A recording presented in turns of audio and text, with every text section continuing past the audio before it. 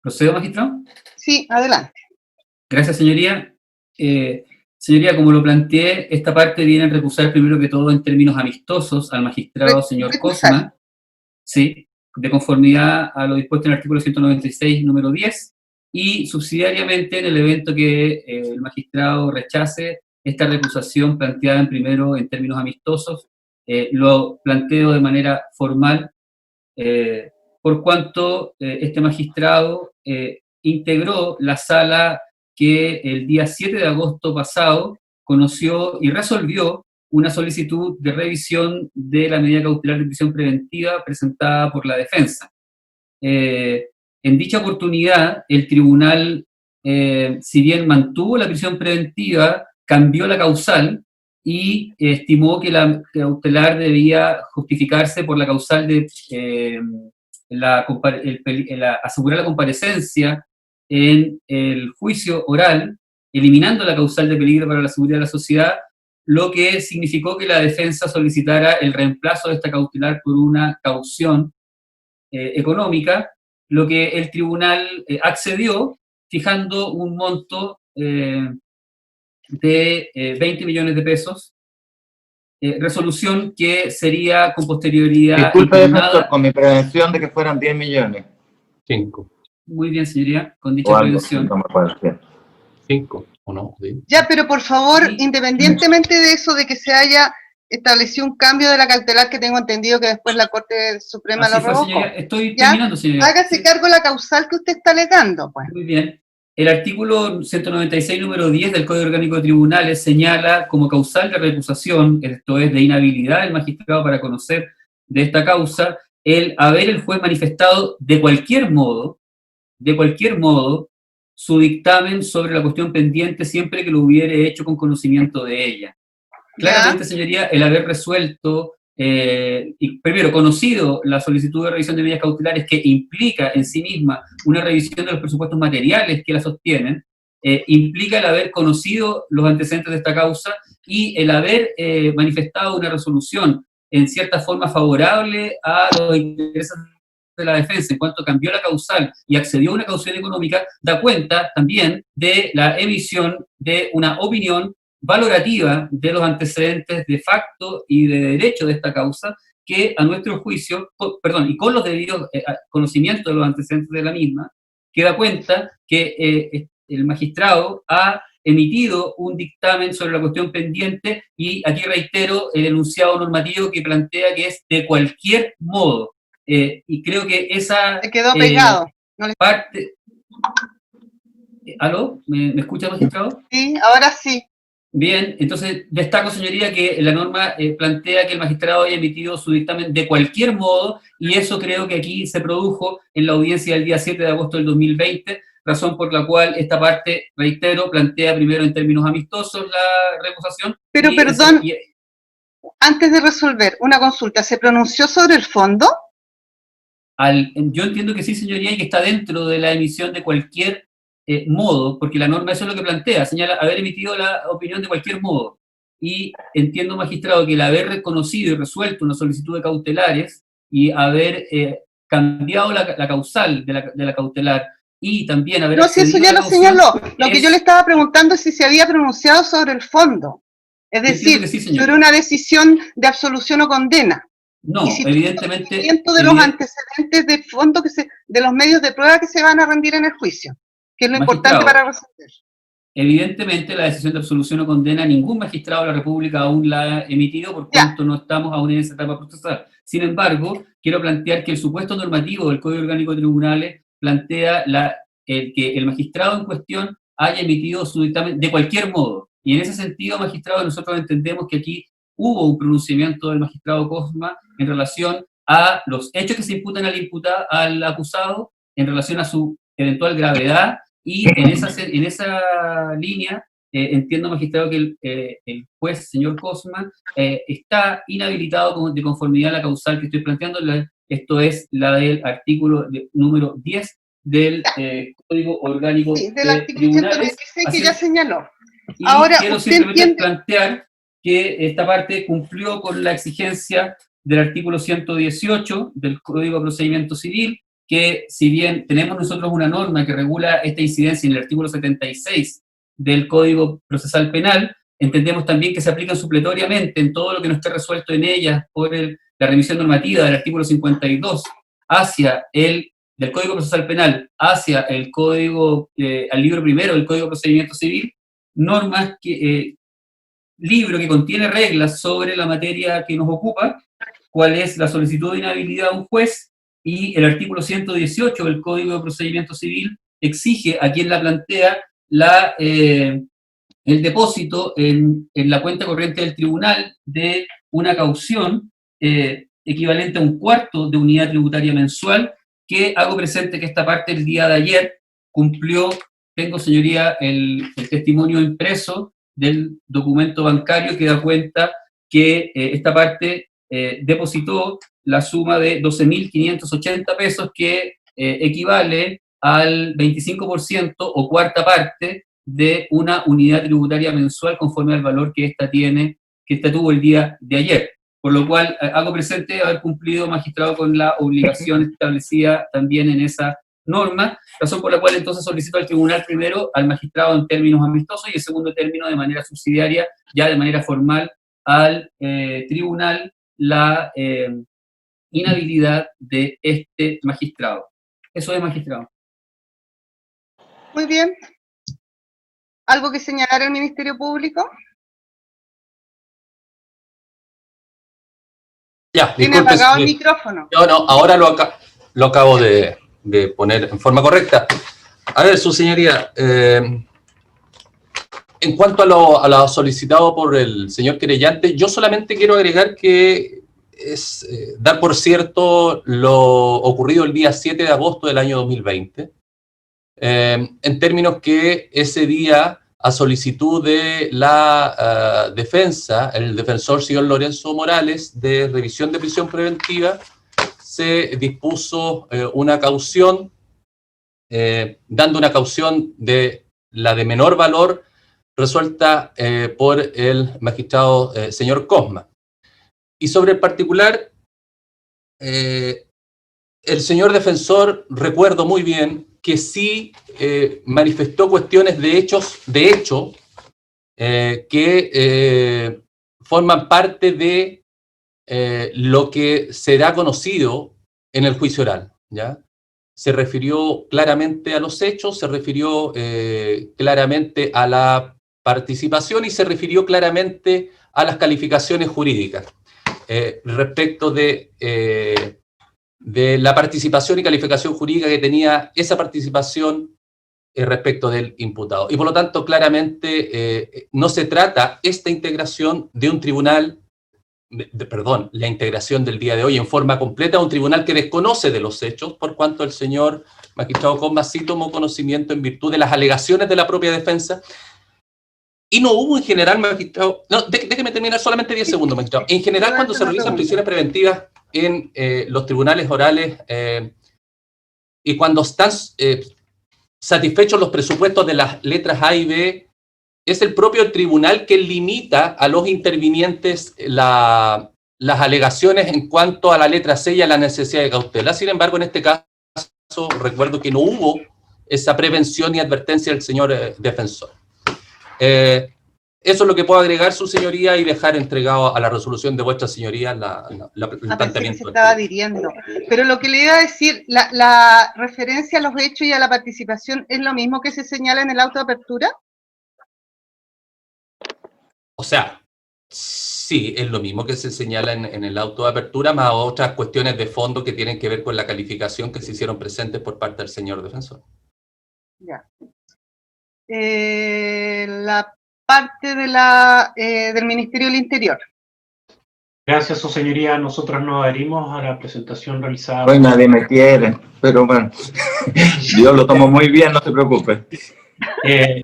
No obstante eso, precisamente para evitar cualquier situación, es precisamente que preferimos plantear esta situación, que obviamente, y de hecho, el magistrado sí lo ha hecho presente, que él también lo iba a comentar, y razón por la cual creemos... Pero por un tema de transparencia lo iba a comentar, pues, obviamente. Y obviamente que a todos nos importa tener la situación en este sentido, que no genere el día de mañana ninguna situación en perjuicio del tribunal y el fallo que dicta el tribunal. ¿A qué se refiere específicamente, por favor? Porque hasta el momento ha dicho solo cosas generales, que no queremos que se produzca una situación que pueda afectar, pero diga, concrete su argumentación, por favor. Desde el momento, su señoría, en que sí se entra, y como lo indica el Ministerio Público, a conocer de determinados hechos en la revisión de la medida cautelar, claramente hay un pronunciamiento, como lo indica la norma del artículo 196, número 10 del Código. Y por lo tanto creemos nosotros que en ese sentido es importante poderlo advertir, y en ese sentido consideramos que adherimos a la presentación de la parte querellante en su forma en que se ha expuesto. Muy bien. La defensa. ¿Quién se va a hacer cargo de la argumentación de los defensores? Ya. Don Lorenzo. Sí, porque estuve presente. Por lo siguiente, señoría, la presentación del escrito fue claro. El escrito que se presentó para generar esa audiencia era solicitar semipresencialidad y subsidiariamente la revisión de cautelares. Señoría, si uno revisara los audios, y me opongo, lo dije, me opongo, si uno revisara los audios, lo que dije yo que formalmente, esas son las 3 primeras palabras que dije, que formalmente iba a revisar cautelares, por una cuestión de que mi representado a lo mejor se suspendía el juicio y podría afrontar un juicio cuando se terminaba la pandemia, y eso no se sabe cuándo es.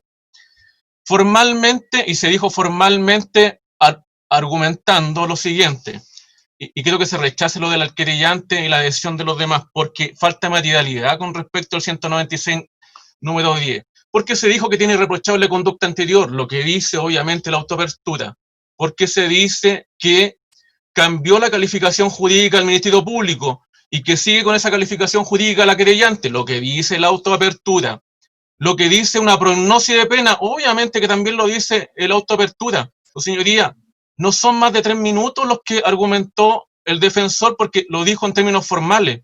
Y si usted viera la resolución del tribunal que conformó ese día, no hubo ninguna resolución con respecto al fondo. Ninguna resolución con respecto al fondo, porque obviamente esa resolución con respecto al fondo podría haber producido que se hubiera confirmado esa resolución en la Corte de Apelaciones de Santiago. Y además que hay otro asunto. Esos 20 millones jamás fueron pagados, porque es imposible para mi representado acceder está hablando de la caución. Y la caución. Y finalmente, señoría, quiero que se rechace. Finalmente la defensa tiene hartos pedos con esta forma de comparecencia, y que los quiere hacer también anteriormente a la conformación, pero está conforme con la conformación, y que se rechace porque hay falta absoluta de materialidad y de formalidad con respecto al 196 número 10. Yo quiero agregar muy brevemente en términos normativos, en los mismos términos que el colega Lorenzo Morales, que se rechace la incidencia.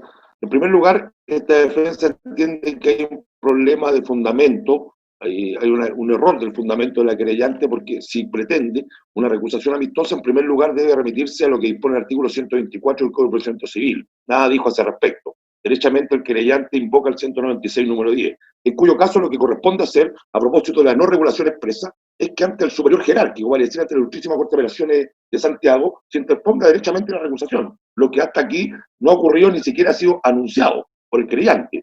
Esa es la forma que hay para recusar a un juez de la instancia. Así lo establece la normativa, y lo que no está normado, así se ha ido dando a propósito del vacío que hay en la legislación procesal penal.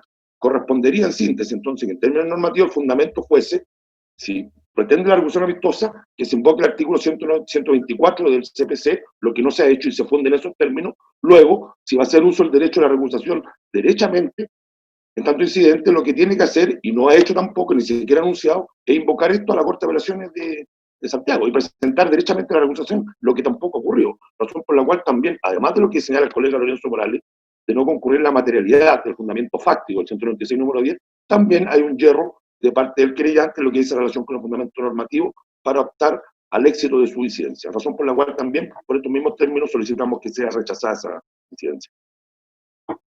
¿Algo más que quiera agregar alguno de los intervinientes? Sí, Sí, yo, señoría. magistrado, pero no en relación Pero al primero tema... el incidentista. Adelante. En primer lugar, tengo una noción de orden, señoría, porque recién el tribunal ha permitido una doble intervención para efectos de fundamentar la oposición de la defensa. Entiendo, magistrado, que la defensa puede comparecer a una audiencia de juicio oral con más de un abogado, pero siempre la práctica judicial, y así entendí que lo planteó el defensor cuando se individualizó, plantea que solamente un colega puede ejercer el traslado correspondiente o el contraexamen o la actividad procesal que se trate. Por lo tanto, desde ya, señoría, solicito que el tribunal se pronuncie en relación a si va a permitir una doble intervención como acaba de ocurrir recién.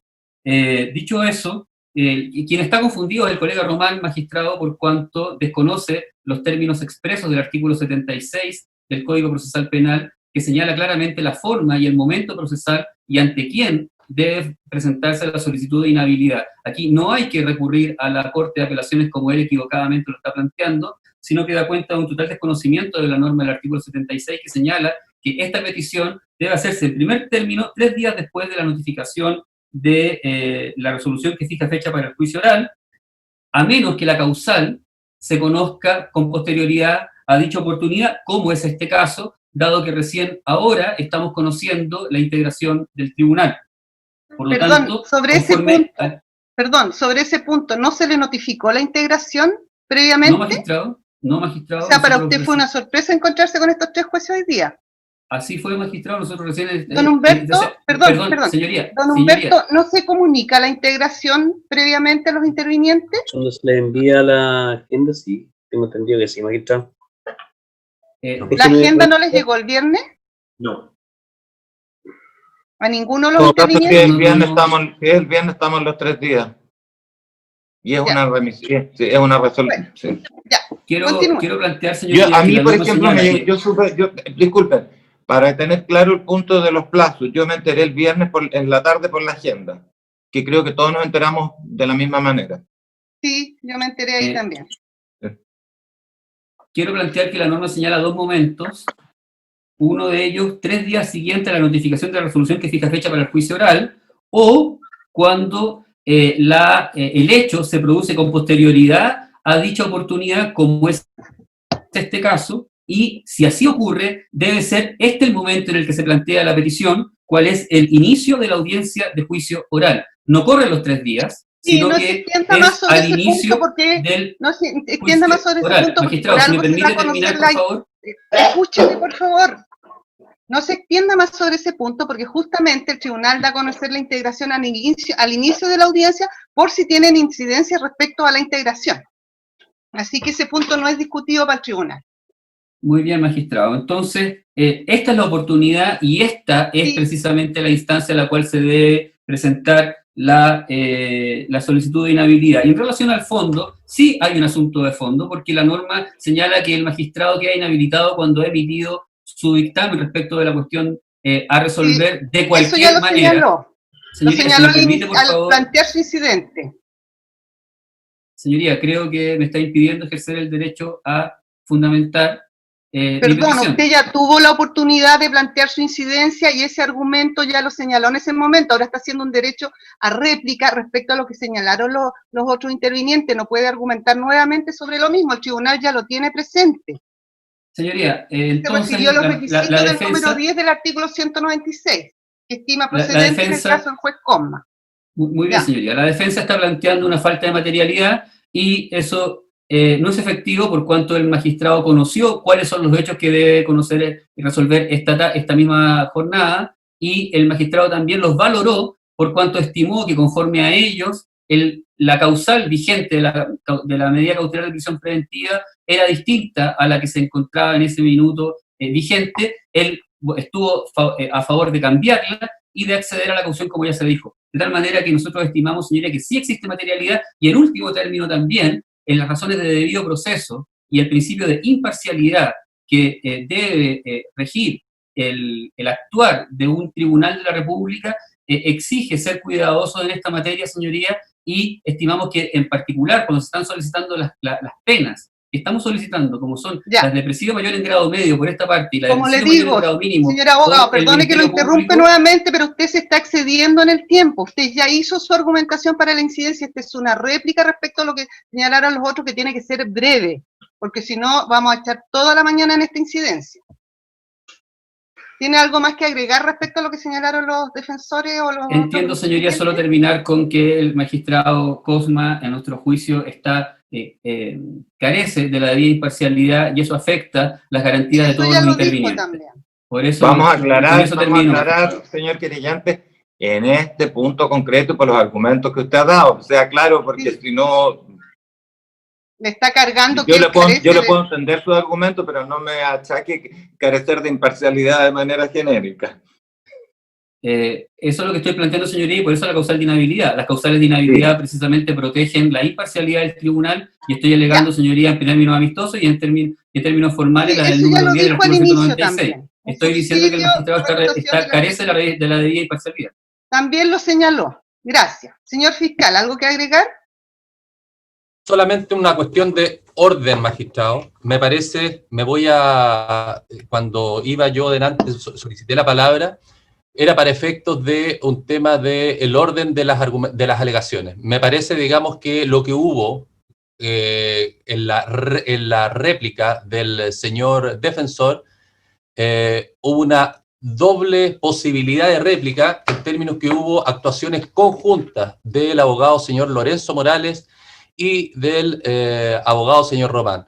La práctica de este tribunal, y es lo que me sorprende, digamos, siempre ha sido que respecto de una determinada actuación procesal intervenga solamente Pero un fiscal, ¿por qué no abogado que dejamos esta representa. alegación para después de lo de la recusación? Porque además entiendo Porque que la sí. magistrada presidenta ya le había dicho que solo podían intervenir un defensor, porque si Un defensor, mezclamos porque las dos alegaciones, No, no, se le hace mantengámonos presente en la nuevamente recusación. a los abogados de la defensa que solo puede intervenir perfecto. un Con abogado eso en cada es oportunidad. suficiente. Ya. Gracias. Respecto a la recusación, ¿tiene algo más que agregar? Nada más que decir, su señoría. El querellante Ministerio del Interior, ¿algo que agregar respecto a la recusación?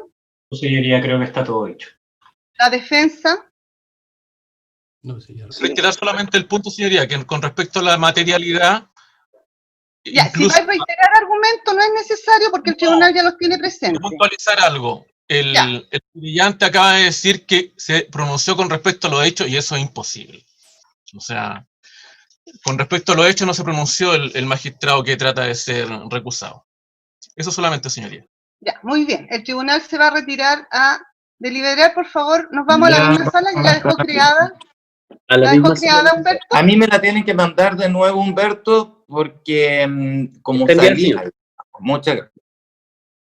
Ahí sí.